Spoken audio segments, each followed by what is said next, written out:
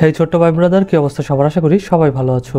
অঙ্কের ভয় এবার হবে জয়, তাই তো আবারও চলে আসলাম তোমাদের অষ্টম শ্রেণীর আরও একটি অঙ্ক নিয়ে। পৃষ্ঠা নাম্বার 43 যদি বের করো তাহলে দেখবে যে অনুশীলনী 3 আছে, এটা হচ্ছে পরিমাপের অধ্যায়। ওকে, সো আজকে আমরা এই অধ্যায়ের অঙ্কগুলো দেখবো, চলো দেখি কীভাবে সমাধান করা যায়। ওকে, সো অনুশীলনী 3-এর প্রথমেই যে অঙ্ক আছে সেটা হচ্ছে বহু নির্বাচনীয় প্রশ্ন। সো বহু নির্বাচনের প্রশ্নগুলো আমরা দেখি, চলো কি বলছে। এখানে বলছে গ্রিক ভাষায় ডেকা অর্থ। ওকে, সো সো গ্রিক ভাষায় ডেকা অর্থ হচ্ছে 10 গুণ। ওকে, সো আমাদের যেটা হবে সেটা কিন্তু আমরা এখানে করে ফেলবো, প্লাস আমি তোমাদেরকে যেটা অঙ্ক আছে অঙ্ক করেও বোঝানোর চেষ্টা করব, ঠিক আছে? তাহলে দেখো, গ্রিক ভাষায় ডেকা অর্থ কি? 10 গুণ, তার মানে এটা ক নাম্বার। এখানে খেয়াল করো, 1 স্টয়েরে মানে 1 ঘনমিটার, আবার 35.3 ঘনফুট। ওকে, 2 আর 3 কোথায় আছে? এই যে গ নাম্বার, তার মানে এটা হবে। তোমাদের বইতে দেখো এই যে পরিমাপের বেশ কয়েকটা চার্ট দেওয়া আছে, ঠিক আছে? অধ্যায় 3 অধ্যায়, এই অধ্যায়ের আগের অনুশীলনী 3-এর যে পেজটা আছে 43 পেজের একটু উপরে যাও, ঠিক আছে? গিয়ে দেখবা যে ওখানে বেশ কিছু বক্সের মতো দেওয়া আছে, ওখানে পরিমাপ দেওয়া আছে যে 1 ঘনমিটার সমান কত, 1 সেন্টিমিটার সমান কত, 1 অ্যাওর সমান কত। এই জিনিসগুলো একটু মুখস্থ করে ফেলবে, ঠিক আছে? এগুলো যদি মুখস্থ থাকে তাহলে পরবর্তীতে আমাদের অঙ্ক করতেও অনেক সুবিধা হবে। ওকে, আচ্ছা, তারপরে দেখো 3 নম্বরে আমাদের কি বলছে, 4 সেন্টিমিটার বাহু বিশিষ্ট ঘনকের সম্পূর্ণ পৃষ্ঠের ক্ষেত্রফল কত বর্গ সেন্টিমিটার? অর্থাৎ 4 সেন্টিমিটার বাহু বিশিষ্ট ঘনকের সম্পূর্ণ পৃষ্ঠের ক্ষেত্রফল। তাহলে ঘনকের ক্ষেত্রফল নির্ণয় সূত্র আমরা কি জানি বলতো? 6 গুণ বাহুর দৈর্ঘ্য, 6 গুণ বাহুর দৈর্ঘ্য। এখন বাহুর দৈর্ঘ্য কত আছে? 4 সেন্টিমিটার বাহু, তাহলে 4, ঠিক আছে? বাহুর বর্গ এটা, তার মানে স্কোয়ার, তার মানে 6 গুণ বাহু স্কোয়ার, ঠিক আছে? আচ্ছা, তার মানে এখন দেখো বাহু, তাহলে 6, বাহু আসলো 4, ঠিক আছে? তাহলে 4 উপর দিয়ে দিলাম স্কোয়ার। ওকে, আচ্ছা, তাহলে 4কে যদি স্কোয়ার করি 4 গুণ 4, তাই না? তাহলে কত হয়ে যাবে? 4 4 16, আর 16কে 6 দিয়ে গুণ করলে 96, ঠিক আছে? 6 6 36-এর 6, হাতে আমার 3, 6কে 6 3 9, 96, তার মানে কত হয়ে যাবে? 96 বর্গ সেন্টিমিটার হয়ে যাবে, ঠিক আছে? ঘনকের ক্ষেত্রফল নির্ণয় সূত্রই হচ্ছে 6 গুণ বাহুর বর্গ, ঠিক আছে? বাহুর বর্গ, এক কথা। ওকে, আচ্ছা, তারপরে কি বলছে দেখো এখানে, একটি আয়তাকার ক্ষেত্রের ক্ষেত্রফল 10 হেক্টর, এর এর অ্যাওরে প্রকাশিত মান, তাহলে 1 হেক্টর সমান আমরা জানি 100 অ্যাওর। 1 হেক্টর সমান আমরা কত জানি? 100 অ্যাওর, ঠিক আছে? তাহলে এখানে হেক্টর আছে কত? 10, তাহলে 10 হেক্টর সমান কত হবে বলো তো? সমান সমান এটিকে জাস্ট 10 দিয়ে গুণ হয়ে যাবে, তাই না? 100কে যদি 10 দিয়ে গুণ দেই তাহলে কত হয়ে যাবে? 100 গুণ 10 কত হয়ে যাবে? 1000। ওকে, তার মানে কত হয়ে যাবে? 1000। 1000 কোথায় আছে? এই যে 1000 এখানে আছে, ইজি কিন্তু একদম। এখন দেখো, তারপরে দেখো এখানে কি বলছে, পানিপূর্ণ একটি চৌবাচ্চার দৈর্ঘ্য 3 মিটার, প্রস্থ 2 মিটার ও উচ্চতা 1 মিটার, ঠিক আছে? তাহলে এখানে বলছে চৌবাচ্চার আয়তন 6 ঘন মিটার। আয়তন নির্ণয় সূত্র কি বলো তো? মনে আছে, আমরা কিন্তু সেই 6 থেকে পড়ে আসছি আয়তন নির্ণয় সূত্র, দৈর্ঘ্য গুণ প্রস্থ গুণ উচ্চতা, তাই না? তাহলে দৈর্ঘ্য 3, প্রস্থ 2, উচ্চতা 1, তাহলে দৈর্ঘ্য গুণ প্রস্থ গুণ উচ্চতা যদি করি 3 2 6, 6 অক্ষে 6, তার মানে ঠিক আছে ঘন সেন্টিমিটার, তার মানে 1 নাম্বারটা ঠিক, ঠিক আছে? চৌবাচ্চায় পানির ওজন 6 কিলোগ্রাম, মানে 6 কেজি, কখনোই না। এনে যে 6 ঘন মিটার তো অনেক আসবে, অনেক, ঠিক আছে? 1000-এর বেশি আসবে। সো এই কেবল 6 ঘন লিটার তো কি কিলো লিটার তো কখনোই না, ঠিক আছে? এখানে কি বলছে, পানি ভর্তি বাচ্চার, তার মানে এটা হবে না, এটা কাটা। পানি ভর্তি চৌবাচ্চার পানির আয়তন কত? 600 লিটার। এখন দেখো এইখানে আমরা অঙ্ক করে বের করে ফেলতে পারি কিন্তু এটা, ঠিক আছে? কারণ আমরা জানি কি, আমরা জানি 1 ঘন লিটার সমান 1000 লিটার, ঠিক আছে? দেখো 1 ঘন লিটার, ঘনমিটার, 1 ঘনমিটার সমান আমরা জানি কত? 1000 লিটার। 1000 এখানে হবে লিটার। তাই যদি হয় তাহলে এখানে কত ঘন লিটার আছে? 6 ঘন লিটার। তাহলে এমনি বোঝা যাচ্ছে 6 ঘন মিটার সমান কত হয়ে যাবে? 6000।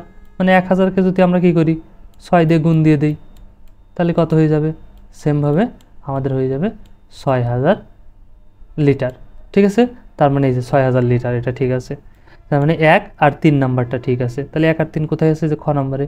তার মানে এইটা আমাদের অ্যান্সার। ওকে, তারপরে কি বলছে, একটি আয়তাকার বাগানের ক্ষেত্রফল 400 বর্গমিটার এবং প্রস্থ 16 মিটার। বলছে বাগানের পরিসীমা কত মিটার। তাহলে পরিসীমা নির্ণয় সূত্র কি আমরা জানি, 2 গুণ দৈর্ঘ্য যোগ প্রস্থ, তাই না? 2 গুণ দৈর্ঘ্য যোগ প্রস্থ। তাহলে এখানে বাগানের ক্ষেত্রফল দেওয়া আছে আর প্রস্থ দেওয়া আছে, দৈর্ঘ্য বের করতে পারবো না, খুব ইজি কিন্তু। ক্ষেত্রফলকে যদি প্রস্থ দিয়ে ভাগ দিই তাহলেই কিন্তু আমরা কি পেয়ে যাব, দৈর্ঘ্য পেয়ে যাব। তাহলে আমরা যদি 16 দিয়ে কতকে 400কে ভাগ দেই তাহলেই কিন্তু আমরা দৈর্ঘ্য পেয়ে যাব। তাহলে 40-এর ভিতর কয়বার যাবে দেখো তো, 2 বার যাবে 16, ঠিক আছে? 2 বার গেলে কত হবে, 12 2 হাতে আমার 1, 2 1 2 আর 1 3, 32, বাঁচবে কত 8, আর এই 1 শূন্য আছে এটা কাইটা নিয়ে শুনছে 80। এখন কয়বার যাবে দেখো, 5 বার চলে গেছে, ঠিক আছে? 5 6 30-এর শূন্য, হাতে আমার 3, 5 ওকে 5 আর 3 8, তার মানে 80। তার মানে আমরা কত পেয়ে গেলাম এখানে 25। তার মানে দৈর্ঘ্য কত পাইছি আমরা, দৈর্ঘ্য কিন্তু পেয়ে গেলাম তাহলে 25, তাই না? এখন পরিসীমা নির্ণয় সূত্র কি, 2 গুণ দৈর্ঘ্য যোগ প্রস্থ, 2 গুণ দৈর্ঘ্য যোগ প্রস্থ।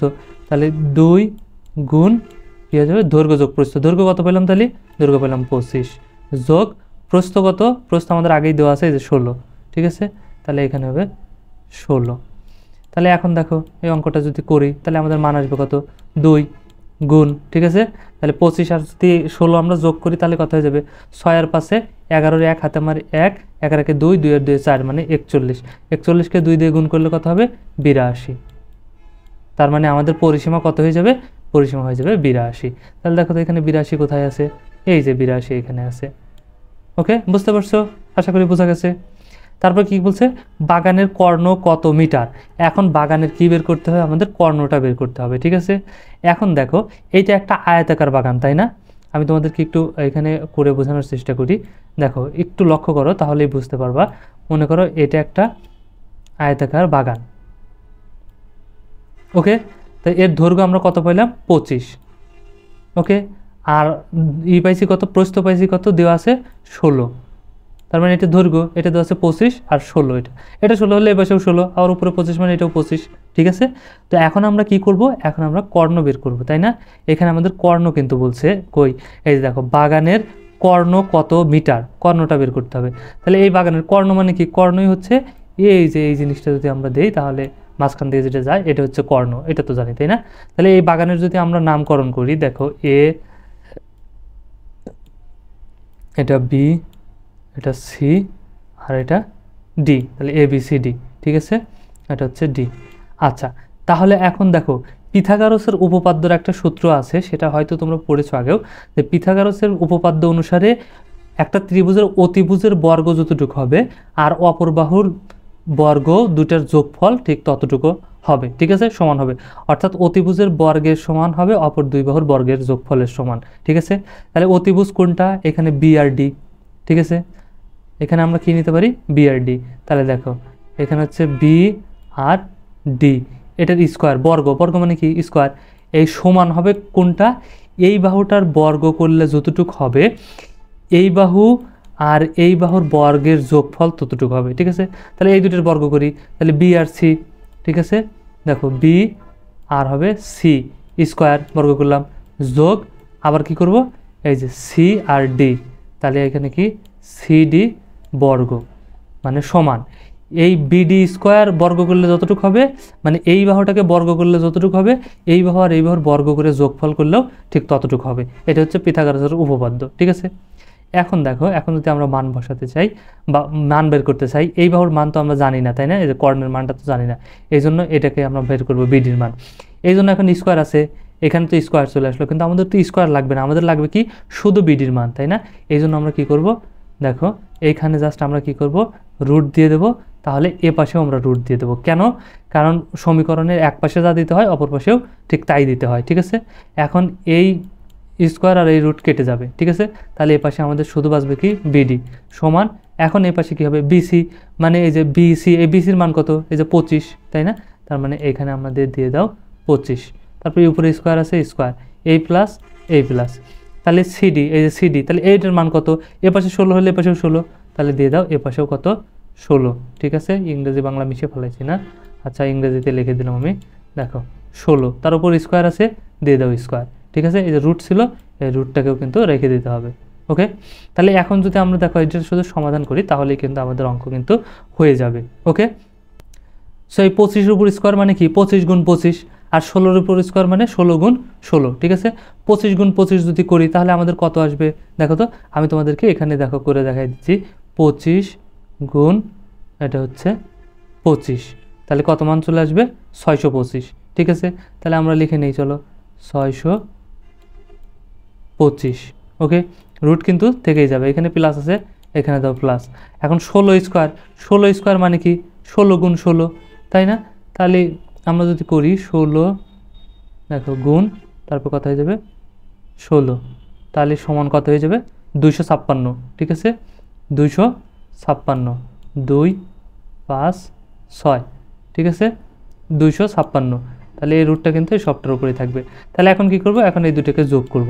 তাহলে এই দুটোকে যদি এখন যোগ করি কত হবে দেখো তো, 6-এর পাশে 11, 11-এর 1 হাতে আমার 1, 5 আর 6, 6 আর 2 8, তাহলে এখানে হয়ে যাবে 8, আর 2 আর 6 কত 8, মানে 881 এর উপর রুট। ঠিক আছে, তাহলে 881কে যদি আমরা রুট করি তাহলে কত হবে দেখো, তাহলে তোমরা যদি ক্যালকুলেটর থাকে কাছে তাহলে ক্যালকুলেটর দিয়ে জাস্ট এখানে লিখে ফেলো যে 881, লেখার পরে জাস্ট রুটে চাপ দিয়ে দাও, দেখো চলে এসছে আমাদের মান 29.68। ঠিক আছে, তাহলে আমরা লিখতে পারি 29.68।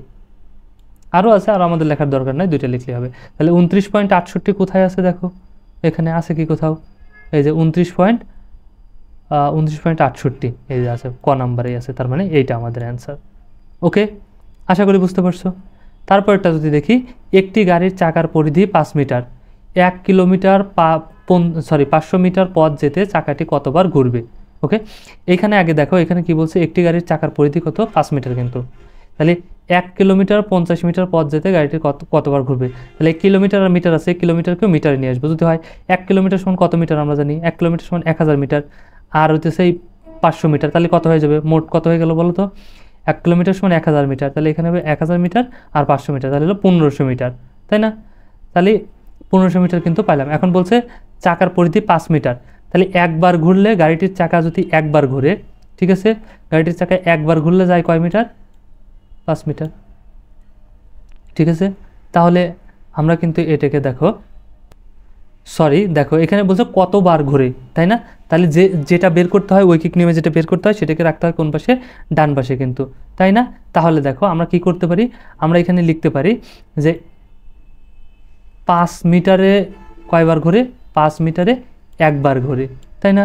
তাহলে 1 মিটারে কয়বার ঘুরে, ভাগ হয়ে যাবে 1, আর এই 5 হয়ে যাবে কোথায়, নিচে ঐকিক নিয়মে। ঠিক আছে, আচ্ছা, আর মোট কত মিটার পথ আমাদের পাইলাম 1500 মিটার, 1500 মিটার, তাই না?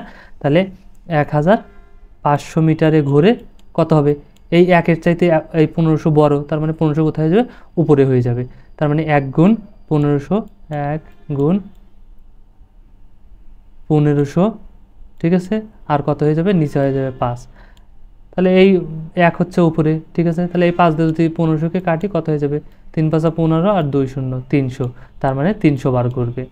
ঠিক আছে, তাহলে 300 বার কই আসছে দেখো তো, এই যে, তাহলে এটাকে আমরা জাস্ট বের করে নেব। ঠিক আছে, এখানে হচ্ছে চাকাটির, একটি গাড়ির চাকার পরিধি 5 মিটার, সেক্ষেত্রে কতবার ঘুরবে, তাহলে ঘুরবে কতবার সেটাকে কোন পাশে রাখতে হবে, ডান পাশে। তাহলে এখান থেকে আমরা ওই বের করতে পারি যে 5 মিটারে ঘুরে একবার, কারণ একটি গাড়ির চাকা পরিধি 5 মিটার, এখানে বলছে এত মিটার যেতে গাড়িটির কতবার ঘুরবে, পরিধি যতবার, মানে একবার ঘুরে আসতে ততবারই ঘুরবে। ঠিক আছে, পরিধিটা একবার ঘুরে আসলেই তো পরিধি হয় চাকার, এই জন্য আমরা লিখতে পারি 5 মিটারে ঘুরে একবার, 1 মিটারে ঘুরে কতবার, আর মোট পাইছে 1500 মিটার, তাহলে 1500 মিটারে ঘুরে কয়বার, 300 বার। 9 নম্বরে আমাদের এখানে কি বলছে, এককের আন্তর্জাতিক পদ্ধতি, এর বৈশিষ্ট্য 10 গুণোত্তর। হ্যাঁ ঠিক আছে, এটা এর বৈশিষ্ট্য 10 গুণোত্তর। এখানে 2 নম্বরে কি বলছে, অষ্টাদশ শতাব্দীতে ফ্রান্সে প্রথম চালু হয়, অবশ্যই ফ্রান্সে প্রথম চালু হয়েছিল অষ্টাদশ শতাব্দীতে, এটাও ঠিক আছে। আর বাংলাদেশে 1 জুলাই 1982 সালে চালু হয়, এটাও ঠিক আছে। ঠিক আছে, 82 সালে চালু হয়েছিল, প্রথম জুলাই, 1 জুলাই বা প্রথম জুলাই। ঠিক আছে, তাহলে এই তিনটেই 9 নম্বরে। ওকে, সো বহু নির্বাচনী প্রশ্ন 9 পর্যন্তই ছিল। সো আজকের জন্য এতটুকুই। ওকে, আশা করি বুঝতে পারছো, আমি বোঝানোর চেষ্টা করছি তোমাদেরকে। আর তারপরে যদি কোনো সমস্যা থাকে অবশ্যই জানাতে পারো কমেন্ট করে, আর ভিডিওটা যদি ভালো লাগে অবশ্যই একটা লাইক দিয়ে দিও, আর বন্ধুদের সাথে শেয়ার করতে কিন্তু একদমই ভুলো না। ওকে, দেখা হচ্ছে নেক্সট ক্লাসে, ততক্ষণ সবাই ভালো থাকো, সুস্থ থাকো, আল্লাহ হাফিজ।